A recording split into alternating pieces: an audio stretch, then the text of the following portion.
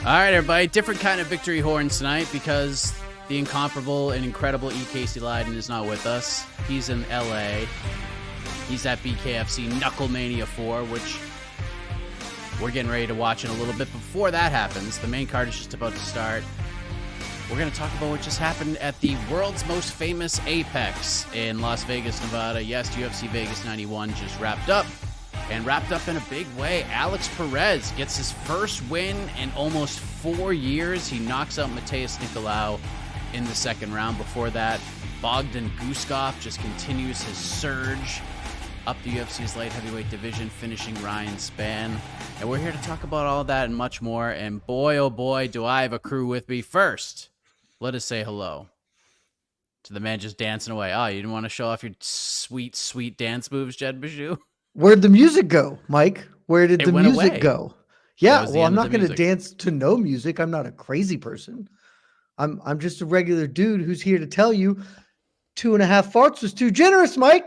It was far too generous. You were trying to get this up to 3 farts. And look at us now, Mike. Look at us now. I thought we might have been, I was going to say sniffing 3.5 farts, but maybe nice. Sniffing was the wrong word there. But we also have, I mean, this is just an honor and a privilege. Anytime he can join us on these post shows or pre-shows or whenever. Mr. New York Rick joins us on this Saturday after UFC Vegas 91. How are we doing, New York Rick? Incredible. Couldn't be better. Blessed to be with you guys. How are you? Wonderful. The card is over. So I guess, Jed, we'll begin with what you just left off with, right? How are you guys? Wonderful. It's finally over. It's finally over. We're here to talk about it. So, Jed, you said 2.5 farts, a little too generous. I try to bump you up to like 3.5. I think the ending like saved it. And we talk about it all the time, how the main event needs to end in like a good way to kind of at least put cherry on top of it. Like even a tremendous card with 12 great finishes and things to talk about can be let down by a main event that just does not deliver. Luckily, Alex Perez went out there and just brutally KO'd Matheus Nicolau. This is a nasty-ass knockout, and Bogdan Guskov did Bogdan Guskov things. He was kind of the MVP of the card in a lot of people's eyes. So you're saying this did not live up to the 2.5 fart score you rendered yesterday on the preview show? Well, I think it lived up to exactly 2.5. I think I nailed it. I think this was 2.5 things. Now, granted, I didn't know that half of a fart was going to be us, breaking new ground, a record. I guess record isn't being set, but the first female cage announcer in UFC history happened tonight. I didn't realize that half was going to be, that half a fart was going to come from Joe Martinez's vocal cords given out on him. But yeah, look, the main event ended fun. So that's cool. That first round was tough, but we get a fun finish. The co-main event was real light heavyweighty. It was real weird. And then it was real Ryan Spanny, and we know how that goes. And the rest of this card, like, Karine Silva got a good win, like a meaningful win, but I sat here and watched every second of that fight, and I can't remember it because that's all of this was. Uros Medic had a fun post-fight interview and a good knockout, but this was all replacement level stuff. And, it is what it is. It wasn't a bad time. That's a lie. Probably wasn't a good time, but it is 10 p.m. on the Eastern Seaboard. And so I got a lot of respect for that because now I just had my veggies and now dessert can follow. BKFC is live right now, and that's pretty fun. New York Rick, will you remember this card after like Tuesday? No, but I can't say I remember most Apex cards like after Sunday, like the moment it's over. I think Jed has mentioned the saving grace here is like it's relatively early on the East Coast, right? It's 10 p.m. right now. Get to enjoy BKFC. Wasn't the worst, wasn't the best. Not going to remember much of it, but we move on, as is the UFC's way these days. Yes. Real quick, there's a tremendous comment that I just have to bring up here. Okay. Where is it? The robbery of the night was Nicolau stealing Dustin Poirier's walkout song. Correct. And you kind of felt like I almost wanted to go to the betting window and just put a underdog bet on Alex Perez like right there. I did. You just can't do that. You did? That was very in fact did. When Super Perez, smart. Perez came out to freaking Juicy, which is a banger, and then Slam. like Nicolau also just like looks boring, and he comes out to he's a thief. Like I'm not gonna bet on a boring thief. At least if you're gonna be a thief, be like cheeky about it. He just stole the man's walkout. Like you wouldn't see no other women come out to bad reputation or where like you just some people have their own thing. And you can't, that's gimmick infringement. And the man didn't even have the decency to jump a ghillie. So no, I absolutely bet on Alex Perez. It's the only bet I made. It was terrific. Bet like an idiot, got paid off. Yes, flyweight unders live on. Heavyweight overs, as you said in our Slack channel. I mean, that heavyweight fight, it was no doubt it was going over. You could have bet the whole freaking house and community on it. And that certainly was a heavyweight fight if there ever was one. But let's talk about what happened in the main event. Jed, you very wisely put an underdog bet on Alex Perez. Hasn't won in a long time. If you go to his Tapology page, I'd like to do a 30 for 30 someday just on Alex Perez's last 4 years on Tapology. So many gray marks. I mean, you literally have to scroll up a bunch before you get to like 2024 in his current fights. But he goes out there. He's very aggressive tonight. And I said on the preview show, if a finish was going to come early, it was going to come from Alex Perez. And boy, did it. Lands thunderous shots. He was very, very close throughout round one, very, very close in the early stages of round two. And then he finally landed that piston. And Matheus Nicolau just kind of dropped right to the fence. And that was just a nasty KO. First win in almost 4 years, Jed. Your reaction to Alex Perez doing the damn thing tonight? I mean, it was great for him because like this is a dude who outside like first win in 4 years. 4 years is so long to go winless in this sport. Like that F's with your mentality, And it's not just without wins because like you sort of mentioned, it has been a disastrous 4 years for him, right? Like when he has got to the cage, he has lost, but he has not gotten to the cage way more often than he has at this point.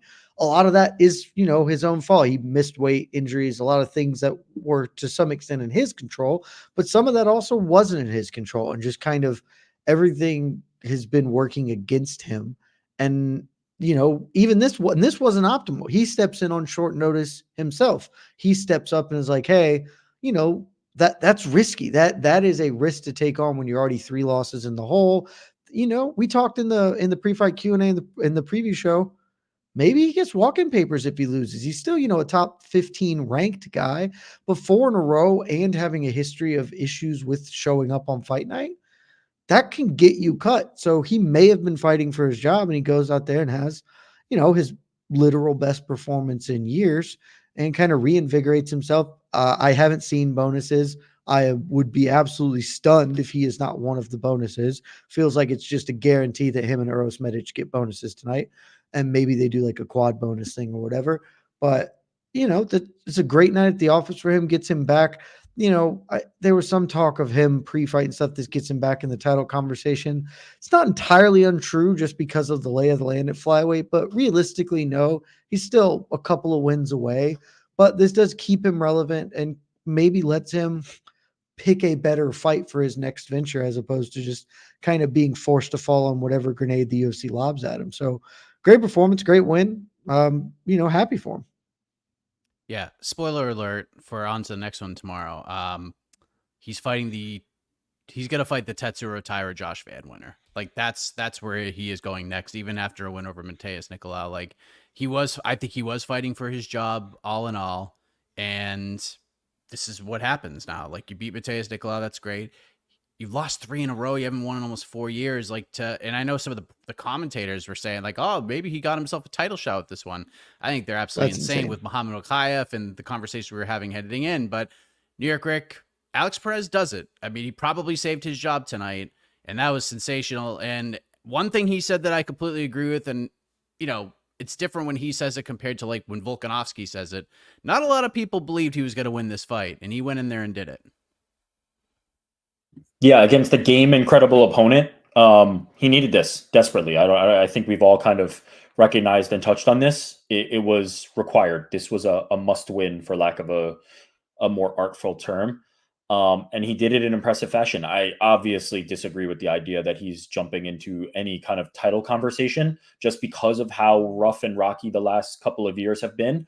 But I don't think he's far away. I think he's one of those guys, especially with how competitive he looked against Mikhaev, that he can be in conversations shortly. You string together another 1 or 2 against a high level competition, which, in this division, Nicolau is, and you're back in that conversation. So he's not super far away, but certainly not in any position to be fighting for a title next, or even 1 away. He's going to have to string together a few, but he does seem like somebody who's capable of that, right? Like when he fights at his best, when he is on, Alex Perez is a bad dude. Like Alex Perez is dangerous. Like we've seen him do some nasty things in there, especially like TKOs via leg kicks and things like that. Like he can, when he's rolling, he's a tough out for a lot of people. And again, I point back at the Mikhaev fight. Like he was a tough out for Mikhaev. That was not like what I think people expected to happen. So yeah, good for Perez. Like happy for him, to be honest, like with how this has recently gone. He needed this desperately. But I think he can be a player in this division. It's just not going to be next. Like that would be ridiculous. That would be silly. But I think with 2 more, 3 more, like he can be back in a conversation if he's able to string it together. Sure. Yeah. He's got to beat, a Tyra type if he beats Van or vice versa. And then after that, get another one against, I was going to say Mikhaev, but he just beat Mikhaev, but somebody like that, like somebody in that range of Royval or something like that, and goes ahead and wins that. It's 3 in a row. He is back in the conversation to maybe fight Ali Pants or maybe Vinny Siggs, who's going to fight for the title next week. So this is probably, I'm just looking at the UFC's rankings and trying to parse out how they're going to go. Because right now, Nicolau's 5. And usually when a fighter loses, they just get jumped by the fighter who beat them. But Perez is beneath Muhammad Mikhaev and Manel Kape. Nicolau obviously has the win over Kape. Manel Kape might just move into the top 5 after this, I think what's going to end up happening. I think this is going to be one of the situations where Nicolau gets bumped. And Manel Kape, just stays winning, buddy. Just keep not fighting and you're slowly going to advance yourself into a title shot. Well, yeah. Maybe that's what Alex Perez does next. He has to fight Manel Kape, but I don't know. We have to get Manel. I don't think you can book that fight. I think you got to not book that fight. That feels the cursed. chance of it getting to happen seems real low. There's some heat there. They tried doing it before, and it did not work out. We saw how that went. Manel said some very harsh things about Alex Perez, but good win for Alex Perez. Good to see him back in the win column. Bogdan Guskov, New York Rick. This guy is just got it all. He's get or get got. He's fun as hell. He's one of those guys that could just make this division a better place. Ryan Spann out there doing Ryan Spann things, and then Guskov started doing Guskov things and gets a win and then gets on the mic. And I think Alan Joe Ban said it best. He's got a little bit of Moicano in him. He's just fun to listen to. I just want to hear him do post-fight interviews all the time. Like if he could just step in for Joaquin Buckley to do Joaquin Buckley's post-fight interviews, like Joaquin Buckley would be the main event of UFC St. Louis on May 11th. But what did you think of Bogdan's performance? Just by the way, he obviously got a bonus. Yeah. Alex Perez obviously got a bonus. Do you guys want to guess the other 2, and then I'll have you weigh in on Bogdan's? Oh, so they did a quad, not a fight of the night? We did a quad. No fight of the night. Uros for sure. That's 3. And who else won? Denise. Padilla, maybe? No, Denise got it. Padilla should have absolutely gotten one, though. Yeah. Taps a dude who missed weight. I feel like they and just looked awesome. Yeah, looked really good. They always favor the knockouts, though, is kind of like how this usually. Oh, and Denise also. I'm not even upset with Denise getting one. Yeah, Denise slept him, and it was a really funny KO. Like Austin Lane just kind of collapsed, quit, and like I've never seen a guy quit and get knocked out at the same time, because like we've seen the Kimbo Dada just sort of falls over and is done. Austin Lane did it while also falling unconscious. It was very interesting way to lose. Yeah. And after Austin Lane had beat the hell out of him in the first round, I'm okay with that. But Padilla deserves some love. All those knockouts are pretty nasty. So they were good with that, but they were good. Let's talk about Bogdan, New York Rick. What did you think of his knockout, his performance, and his future in this division? I think what he needed, right? Like he's trying to be one of the guys. He's definitely leaning into this Anthony Smith angle that has been created for him. And to his credit, like I think doing it well. I think there could be some real quick burnout on that. And I will admit, like I'm getting close to it. But I don't think it's because of him. I think it's more because of everybody else kind of pushing it. I think he's doing it well enough and subtly enough and when asked. But this division, beyond the fact that of like winning the fight, beyond the fact that this was an impressive knockout against the guy who's been ranked for a while, he's got charisma. It's exactly what you said. He's got personality. He's somebody you want to hear on the mic, and this division desperately needs that. It is an absolute waste. Like talent wise, it's not great, but even worse, like personality and charisma wise, it is lacking desperately. And he's a fun character that could be injected into this. So I'm all for the rise of Bogdan. Like let's just keep pushing it. Give him favorable matchups until we can get him into a position to be like really a player in this division and see if he can sink or swim. But this division, it needs somebody like him desperately. Jed, your thoughts on what this guy can do at 205? I mean, there's all this talk about, him being Anthony Smith 2.0 to some degree. They look alike and all of that. Your thoughts on where this guy can go at 205 pounds? I don't know. Be fun and interesting, right? Like, how old is he? How old's old Boggy? Is he 31? Noho Hank is 31, turns 32 in September. Okay. I mean, 31 is pretty young for light heavyweight, so there is that. He's never going to win a belt, but like, I don't know. He can just have Nikita Krylov's career, like, right? Like, he just do that. Just kind of be a top 10 fun action fighter who pretty clearly has some limitations. But, he's going to beat more people than he loses to. Be there, can, be interesting and be around. But, it's fun to call him an Hunter Moicano. I'm not sure that that's true, but maybe. Like, I get where you're coming from, at least with the thought, right? But I need a little bit more. I do like me some Noho Hank, though. I think he's just super fun to watch because he's going to die or kill. And those are the best attributes to have. So at light heavyweight, that can carry us some ways, but he would get absolutely slaughtered by people who aren't Ryan Spann. Ryan Spann is what happened. Like, that's my primary takeaway from this fight is like, oh, yeah, that's Ryan Spann doing the thing. Like, he was just absolutely clubbing Hank, who was doing a smart thing. And then someone's like, and I can't breathe anymore. I have cardio for about 6 minutes. And that might even be too much to give him credit for. And then suddenly, like, as soon as his plan A does not lead to a finish, Ryan Spann's plan B is, I'm just going to punch and see what happens.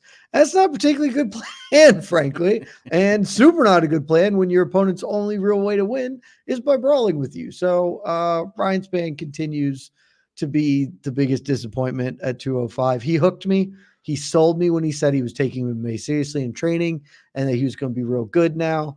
And I don't buy it anymore. And that's why I didn't buy it for this fight. And yeah, I would like to see Noho Hank fight somebody who can fight back after the 6-minute mark has passed.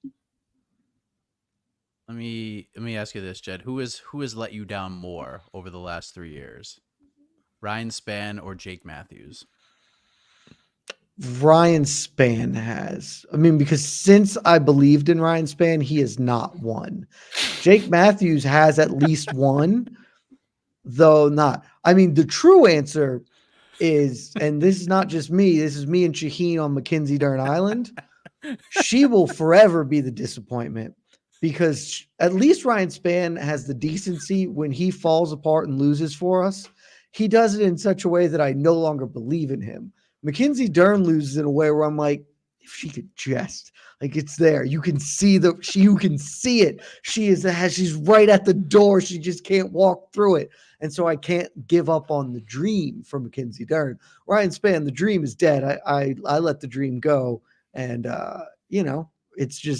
it's sad to see it continue to happen, even though I'm no longer invested in the ride. What do you think about this, New York Rick? Sometimes we believe in fighters, they turn us, and then they are who they thought that they were, I guess. No, my heart is black. I don't believe in anybody or anything anymore, so that doesn't apply to me. You don't believe in me? You son of a bitch. I mean, I believe in you, Rick. Well, I appreciate that. That was one-sided.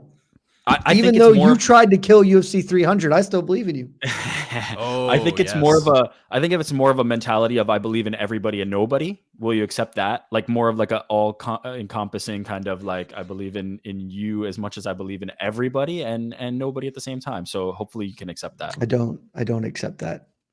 But yeah, nobody's breaking this heart. That's such a great answer. That's such a great answer. Oh, that's so good. That's so good. So favorable. This is why he does so well in BTL. It's just he turns into such a political game in the best possible way. So good win for Bogdan. Karine Silva continues to do great things at 125. She's going to be a problem. Spirited performance from Ariane De Silva, I believe is the new name. Yes. We talked about Denise. David Onama gets win over Jonathan Pierce. That was a scrap. That was a good fight. Pierce and Onama was a scrap. I like that one a lot. Good fight. I like their, mini Max Holloway at the end there. Yeah. Just going for it. Yeah, it was good stuff. Here's the thing to all fighters. Here we go. No, here's the thing about this fight, because that fight is a perfect example of a thing that I've thought a lot this year and just over the past few years. Look, if you are a David Onana or a JSP, I'm sorry to be the one to tell you this. I didn't want to. I thought your friends, your family, your teammates might have shared this information. You're not going to be a champion.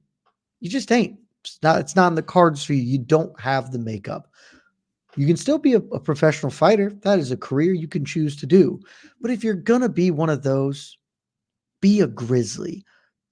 Any fighter can be Justin Gaethje. They might not be as successful, but you can walk into every fight and be like, I am going to get a car crash going and just see where the chips fall. And if you do, we will love you for it, because that was fun as hell, Rick. You're right. The stand toe-to-toe and throw down, you could just do that from the jump. And certainly you could do it if things aren't going your way. If you want to come out, I'm going to try and wrestle. And if that doesn't work, like I would like Ryan Spann a lot more if when he gave up and started brawling, it was, we're going to settle this in the next 20 seconds, not I'm going to throw 3 punches and then heave for breath, and then I will slowly get knocked out over the course of this round.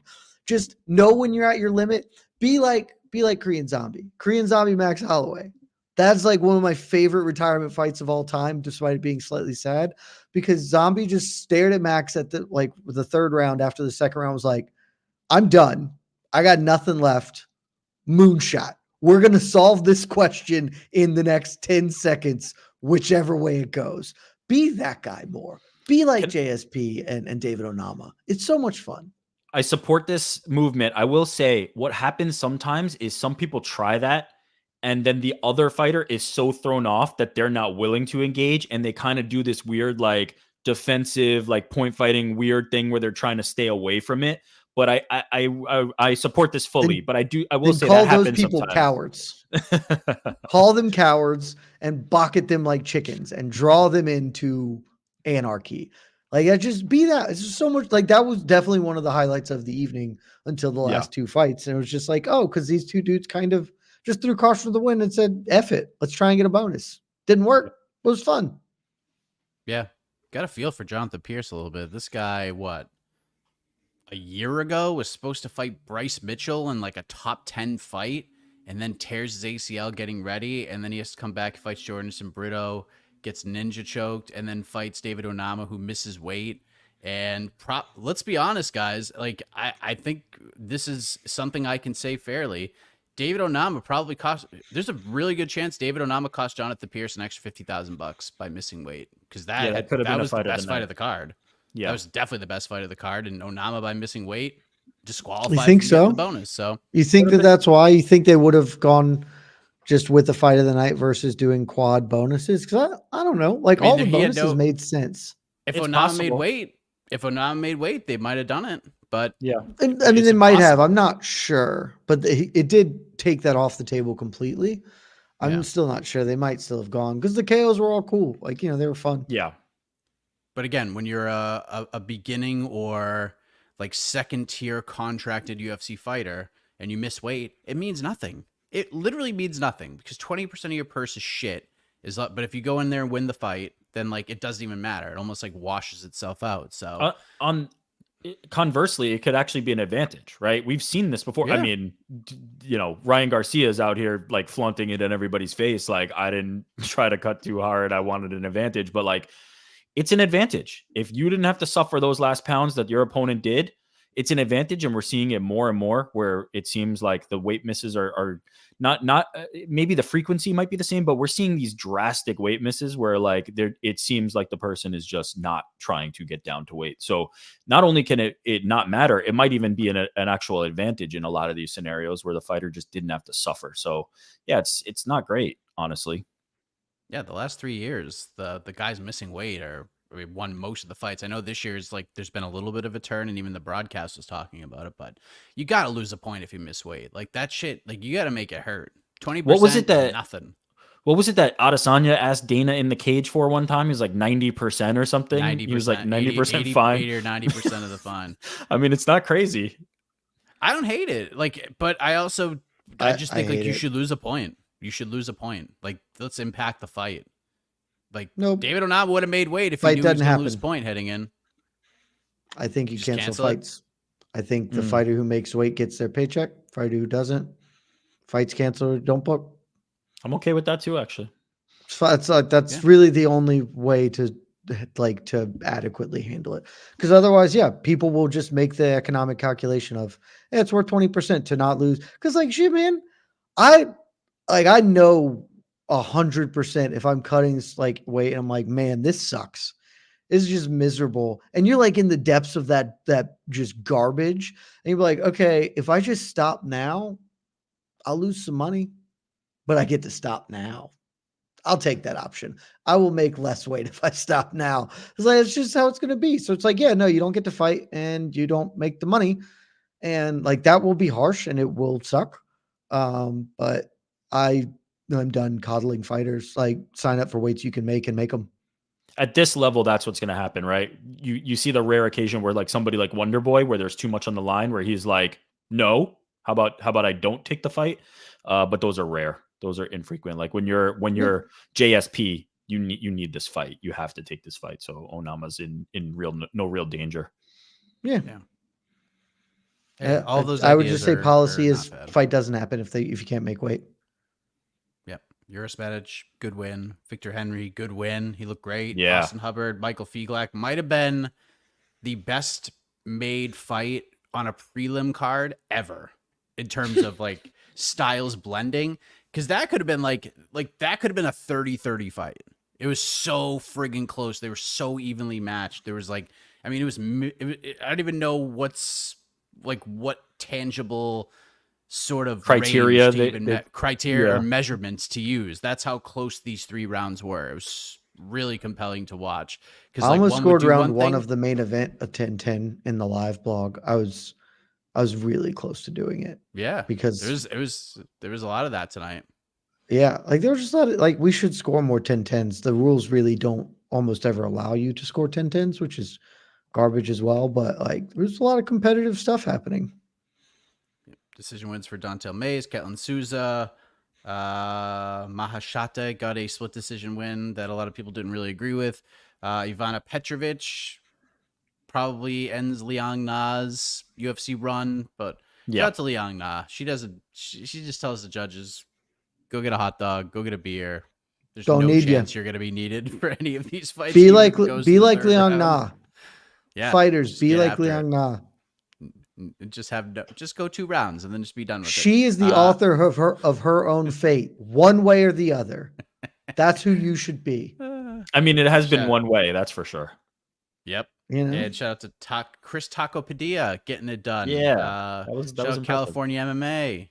I know Casey Leiden's teammates had a big solid day today.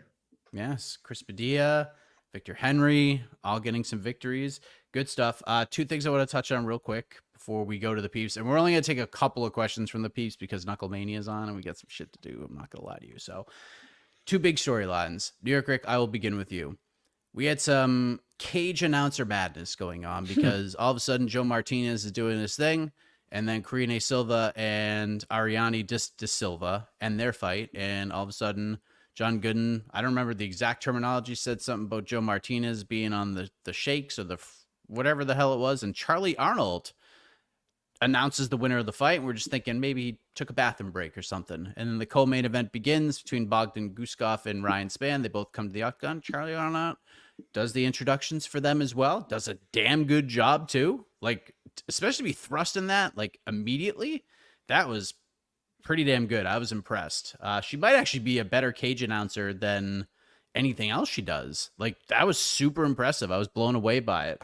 And then she announces the winner, and then Joe Martinez comes back for the main event. Like, heroic return. Yeah. It was like, what the hell is going on? So what did you make of all of this? Because that was freaking crazy. I had the same thought as you. Like, commendable, really solid effort by Charlie. Like, I was, that's a really tough position to be in, no matter what you're doing. Cage announcing, social media, whatever your job is. If the person next to you falls out and you have to just be next man or woman up, that's a rough spot to be in. And I thought Charlie did a really solid job in his stead. And so good for Charlie. Again, maybe this is like an opportunity for her to say, hey, I've got these chops, put me in, coach, and give me another opportunity, or just to even curry favor with the UFC for other opportunities. Maybe it's not specifically that. And yeah, sending out some good vibes to Joe Martinez for whatever he was suffering through. It sounded like a lot of people kind of noted that his voice was struggling throughout the night and kind of were wondering what would happen there. So it sounds like it finally was too much. But shout out to him for coming back and doing the main event. But yeah, Charlie, I mean, stock up for her, I imagine, with the UFC production crew, because she did a good job filling in. Jed, your thoughts? I mean, Rick really summed it up, except for he failed to mention, I don't remember what fight did she come in for? Like when did this first, was it Yeah. Which means she came in and with 5 minutes of prep had to be ready to go to pronounce Bogdan Guskov, which is not easy. Like that's just not, a lot of people would butcher that. I might have butchered it right then. She didn't have an easy run of it and did well.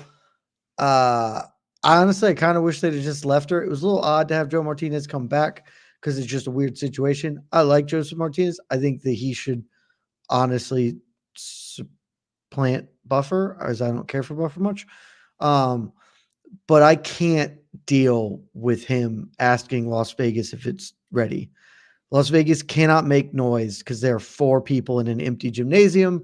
And so him coming back for the main event just to do that every time, it just hurts me in my soul. Whereas I'm pretty sure she would not have been like, Las Vegas, make some noise if you're ready. But she did a great job. And that should tell you everything you need to know about the card, frankly, when the biggest story coming out of it is that. Because I think that is the biggest story coming out of this evening. I kind of wanted her to do it just so I could hear what she would say. Because I bet she's thought about this before. I think all of us at one point have thought about it. What would her thing? Honestly, I swear to you, I have never thought about that. Interesting. I mean, I've done it before, so I thought of one on the spot. What was yours? Get out of your seats and on your feet and I just yell, "Here we go!" like in just a loud, obnoxious thing. But the whole thing, it was just like a spot. I was like, "Oh shit! I need to like come up with something cool," and like all the cool things are taken. So that's what I came up with like 2 seconds before. Correct me if I'm wrong, but is that not part of my theme song as well? I'm pretty sure that's in my theme song. Oh, yeah. So I think I've now inherited that. I've inherited that. Yours. Yeah, so I think that's what I ended up It's definitely an Ariel's. Maybe it's in Ariel's. Maybe I'm thinking of Ariel's. It's definitely an Ariel's intro. I don't know if it's an Ariel's. It's an Ariel's. Okay, there you go. So Ariel gets the spiritual. It could be in yours too. It's a cliche thing that I've come up with for the MMA space. The other thing that people have been asking me about, I got about 4 or 5 DMs about this before we came on, and it was a big talking point on Twitter, so we might as well talk about it. Jed Meshew, if you could give a letter grade to Dominic Cruz's performance tonight, what would you give it and why? It's an F, because it's always an F. We answered this in the pre-fight Q&A. I don't care for Dominic Cruz's commentary. There are several people who like it. There are several people on our staff. Well, maybe not several. There's at least one individual on our staff who is a big supporter of Dominic Cruz on commentary. That's fine. This is a purely subjective opinion. He is the last person alive that I would want to do commentary other than the former Bellator team of Josh Thompson and Big John McCarthy. I want them even less than him somehow, but it's awful. He's getting worse, in my opinion, and I don't enjoy him. I actually thought Daniel Cormier did better tonight. He has been a little bit better lately, though my rule applies. And this is not just an MMA rule. I think color commentators across all sports should have a 5-year maximum and probably less than that. But like, remember, we used to love Tony Romo in the booth too. And now Tony Romo is just kind of pedantic and sucky. It's just, you're not like, you just turn into a trope of yourself. And Dominic Cruz turning into a trope of himself when his original version was bad is deeply unenjoyable for me. The one that really drove me up a wall and made me actually mute it today, which happens often. What was he saying? I forget what fight where they mentioned the phrase imposter syndrome, and Dominic Cruz has apparently never heard of imposter syndrome, which is, fine. But he's like, what's imposter syndrome? And they explain, it's like, yeah, it's just not feeling like you're good enough to be where you belong. And he's like, back in my day, they called that a lack of confidence. We got too many names for things these days. You got to stop naming all this stuff. Just get a little more confident. Rub some dirt on it. Like he's 1,000 years old. Just an old man yelling at the clouds about medical terminology. Like, dude, you don't have to. You just be fine with it. So F minus, whatever the worst F is, get him off my earballs every time he's in the booth. That'd be preferable. But if you enjoyed it, cool, I guess. And then he actually said into a live microphone, so Marnik Man won that third round, huh, DC? And DC's like, no, what the hell? It was the Marnik Man fight. That's right. God, it was so bad. Those both happened within like 45 seconds in the third round of the Marnik Man fight. It was tough, man. And then like you watch the Victor Henry fight and you watch the Karine Silva, Ariana De Silva fight, and he's great. Like he's really good in those spots because he's talking about transitions, like what this fighter needs to do, what this fighter needs to do, like kind of what Rogan used to do. But then he starts like giving the opinions and being the things that you sort of described, Jed. And his lack of knowledge of the rules and the criteria for scoring and just the rules of MMA in general, New York, drive me crazy. We've been doing this for 4 fucking years now. Like, read a fucking book. Do something. Jesus Christ, man. I will admit he's certainly been diminished in my eyes. Like I think he started pretty decently because he leaned more into the analysis and being able to like break down technique and things like that. And now it's kind of strayed from that. But I also will admit I'm not as fired up about it as you guys. Like I kind of just see them all at a similar level these days. There's not really like any that stand so far above the rest. And I'm like, yeah, I have to have that. So I just kind of deal with it. It is what it is. He just wants to show that he's on, says something that drives me up a wall. He is so clearly supposed to be a desk analyst. Like that is the thing he can do. And it just makes so much, but they've put him in a booth and they keep doing it. And I honestly don't know why, because you're right. Every once in a while, he has like a germane piece of breaking stuff down. My original issues with him were entirely based around if you don't fight the way he fights, you're fighting wrong. And he is so clear when he talks about like, oh, they're not doing what I do, so they're stupid and this is bad, which is like pretty obviously not an accurate way to represent things. But he clearly, like, man's champion. Like he's a decorated fighter. He knows what he's talking about. And the times he does that, that's okay. Like occasionally he and DC will talk about some like bit of wrestling stuff. That's great. But there's so few and far between. Put the man on a desk. Like let Anthony Smith serve as a commentator. Let's see how he does. Like Michael they Chiesa just have so many people. Too. Yeah, they just have so many people who already do the desk analysts. Like let them get a shot in the booth and let's keep cycling them out. Like there's no reason for DC and Cruz and Felder to just own the commentary roles when there's plenty of other opportunity for people who can talk to get a chance in there. There you go. We talked about it. We're going to take if you guys got like the most compelling things on your mind to talk about when it comes to this UFC card, like bring it to the table now. This is like last call at the bar. There's a man walking Knucklemania. out at BKFC in a Michael Myers mask. So Yeah, we're getting that's the fuck fairly out of compelling. here real quick. Our old friend Achilles Jr. stepping in, calling Rick the B side of this conversation. But I guess this would be a Jed question. We try to talk. I think we talked about this in the previous show. Like, how do you like even put a fart score on BKFC? And I don't think you really can. But You don't. if you want to try, No, let's the fart reiterate for score those who missed it. the BKFC definitionally transcends the fart system. The fart system is really just designed for the apex and for trying to codify or contextualize how bad this dribble is. BKFC is lovely. And like, if you want to do like the regular BKFC events, then we could probably get farts involved in there. But Knucklemanias, they're transcendent. They get, I mean, this BKFC, Meshew and Star. If I was in, where is it? It's in LA. LA. Yeah. Right. Yeah. If I was in anywhere near LA, I would 1,000% be attending Knucklemania. This is a Meshew and Star for sure. So it doesn't get farts. It gets a Meshew and Star, and it gets one. I just want to know how I'm the B side. Like, why am I the B side? You know, clearly you feel strongly about this, Achilles. I need to know. I need to understand this better. So please let me know exactly why. Please. And you know how to do it.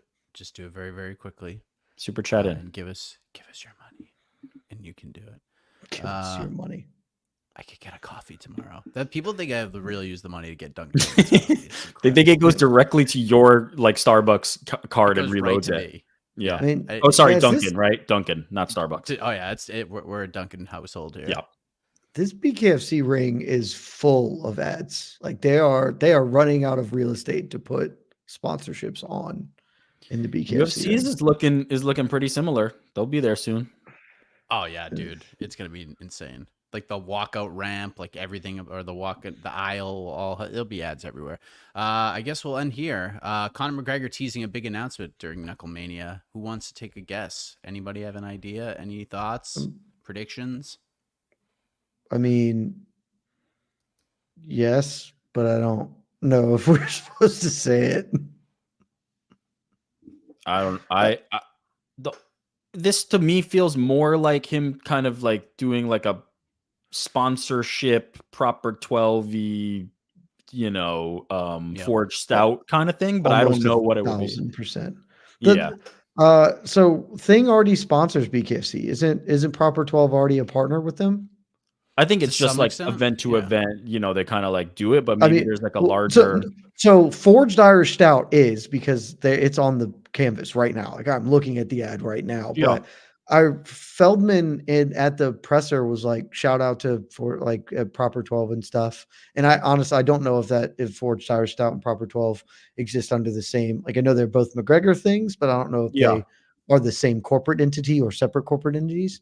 I would imagine they're the same. They run through the same business. Like it's all part of his liquor. It all comes under his thing. So I would assume, but like they're already there. So it just seems almost a certainty that what they are announcing is an increase of the sponsorship thing, right? Like a Knucklemania 5 presented by thing or whatever. Yeah. Like, here's the Proper 12 knockout of the night or fight of the night, or it's at least smart enough, in my opinion, to like at least make you think something about Mike Perry, maybe, right? Because the last time we saw Conor involved in this is like he was in the ring with Mike Perry, so you could do worse than like sponsoring an event, even if it is that Mike Perry is related to, because maybe it gets some kind of like juices flowing and people thinking it's beyond that. So good marketing and branding for them. I don't know what ultimately. I think the bonuses actually sounds like a good thought, Mike. Just like, and tonight we're giving out, $50,000 Proper 12 proper performance bonus of the of the evenings or whatever. Who Feldman, had the most you're stout welcome. tonight? Yes, Feldman, you had the most you're stout welcome. inside that ring. How does Mike? Anytime you want to call me up, I got ideas for days, baby. We can get cooking. I can feel help like you along. Mike Malot's got to start putting a message out to Conor and be like, "Hey, it's there. It's right there for you. Come, welcome. Come into the tent with me." All right. We're gonna go rapid fire here. Just suppose real quick, one syllable. Because I don't think you need more than this. Karine Silva wins. She's 4-0 in the UFC. How many fights away from a title is she? I will say 4. 3 or 3. I'll say 3, maybe 4. Because you got to do the thing. You got to do the thing, and she's not willing to do the thing. But she is. I'm not saying she, like, that's necessarily her, but at some point you have to have a name in mind, and I feel like she's just never going to say the right one. Yeah, it's probably somewhere along there. There's just so many contenders there that like are doing more with the opportunity that it's going to take a while. And let me just say this for all of the people out there that are saying, let's just to do the thing because they have the same last name. You keep Karine Silva away from Natty Ice because Natty Ice is going to thump her up proper. So don't do it. Don't do that. Don't do that. Natty Ice, let's get Natty Ice in there with the top 5 opponent. Let's push her to the moon right now because she the number for her is definitely less. She gets like a good name next and has a great performance. She's 1 win away. So what if Karine Silva changes her name legally to Natalia Silva, and then she kind of games the system to sneak into a title shot sooner? She should change her name to Natty Ice. That'd be incredible. My name is now Natty Ice Silva. Like I'm the true Natty Ice. I love it. All right, couple of super chats. Terrence, important fight question. If you had a burger or sandwich named after you, what would be on it? This is a great question. That is a good question. Mine is always I like simple, right? When it comes to sandwiches, when it comes to bowls, when it comes to wraps, when it comes to things like that, my key is simplicity. Because what happens inevitably is somebody goes, I want 10 different things, and then they turn it into this stew. They turn it into this mishmash of shit that nobody wants to eat.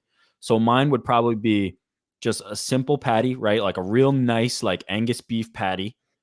Your choice of cheese, like typically, maybe for me, it's gonna be provolone. Could be a nice little mix there to make it a little something different. Pepper jack's always good. Jalapenos, mushrooms, minimal sauce, maybe no sauce. But if we're gonna do sauce, we're gonna keep it something like pretty light and not go overboard. Definitely not ketchup. And probably not barbecue either, but we'll do something nice there. And that's it. Keep it simple. Like my sandwich, my burger is going to be simple. I'm very much with you on the burger. I wouldn't do the mushrooms. I'd do bacon for sure. Some lettuce, popular. lettuce and tomato on there. The sauce would be sort of a spicy variety. Yes. I think the burger would be seasoned in like a Southwest seasoning, almost like a taco seasoning. So let's just really do this up with a little bit of spice, like not burn your fucking face off, but like just enough of a kick to make you just feel like this is a different type of thing. And each bite just feels more magical than the next. But pepper jack is absolutely the right call. Maybe just a homemade mild hot sauce that you just throw in there. Not too much, just a little, so you get a little bit of a drip during every single bite. Something like that is where I would go. Jed, have you thought about what the Jed Meshew would look like? I think if the Jed Meshew it would be some sort of a sandwich, but burger's just easier to build on. You guys are wrong. The wonderful Anthony Bourdain said it best. The real only use for American cheese is that it is the perfect burger cheese. It is a cheese just designed to sit atop a burger. The rest of the time, American cheese is just garbage, but it is a perfect cheese for burger. So it's an American cheeseburger. Crispy bacon. I'm talking burnt black bacon, grilled onions, and then grilled onions is solid. Grilled onions is critical move. And then in lieu of a sauce, I've become a really big fan of doing the fried egg on the burger. I like that. You get a little runny fried egg. It works like a sauce, but it brings a little something different. Okay, but can we all agree that the maniacs who are like put French fries and 10 different like obscure things that just don't need to be on it is like the dumbest possible thing. These like foodie blogs or Instagrams and TikToks I'm seeing of people piling shit on top of it to make it not taste like anything anymore is like the dumbest possible trend. I don't even usually like a double burger just because it's too tall. It's like I just like a bite needs to be a bite. Agreed.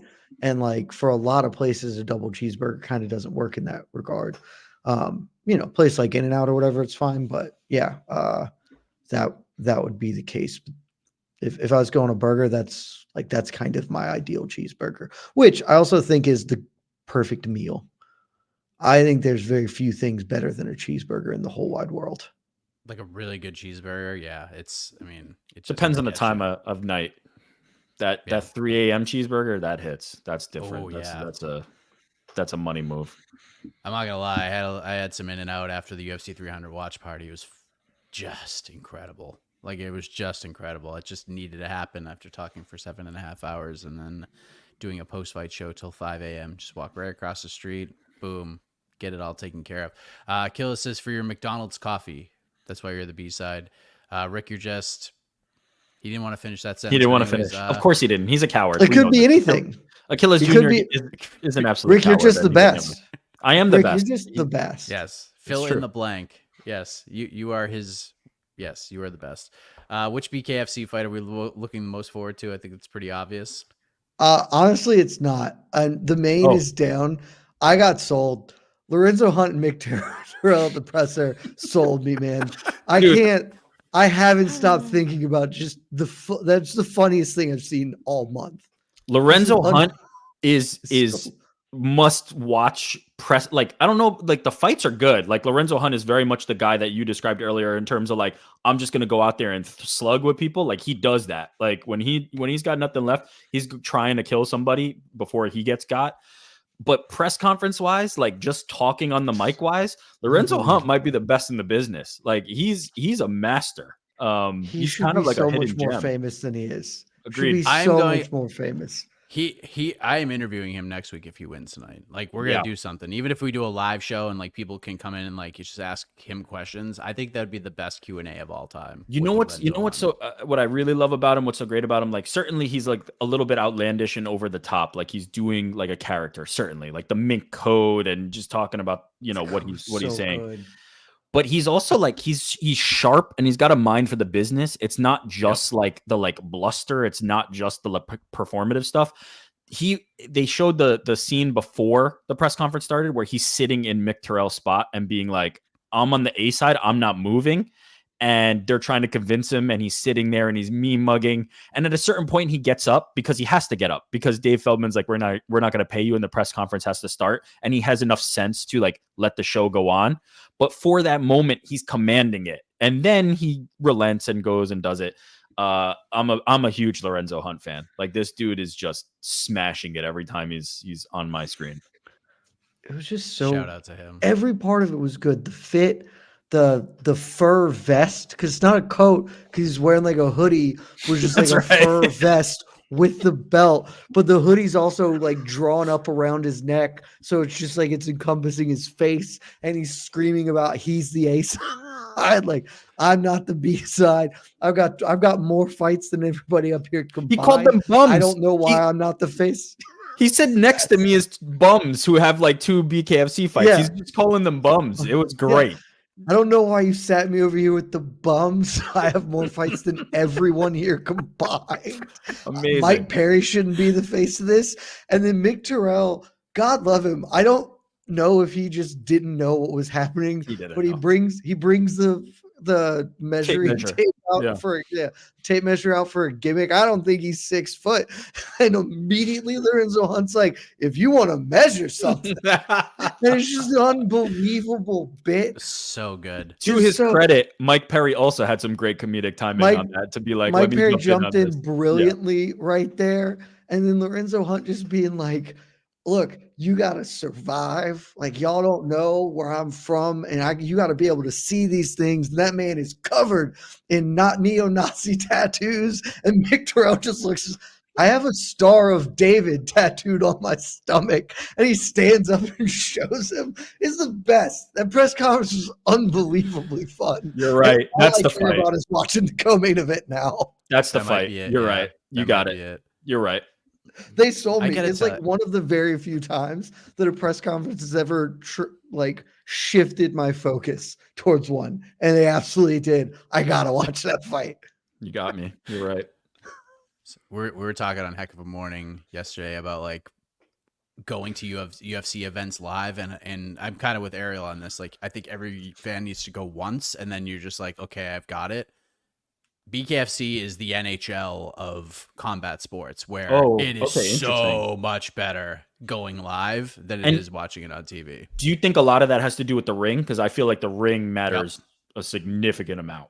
The ring matters. The environment matters. They're in the right buildings. Like they're doing it perfectly. Like they're putting they're in the right size buildings with the right amount of people. Like they're not going to, they're not going to TD Garden to do BKFC. They're going to like the Lowell Memorial Auditorium that has like 4,000 people instead of 15,000 seats. And it's just like the perfect bunch of freaking maniacs going to these cards. And then like the celebs are there. You never know who's going to show up. And then everyone is just, it's a circus. Like the whole thing is a circus, but in like the best possible way.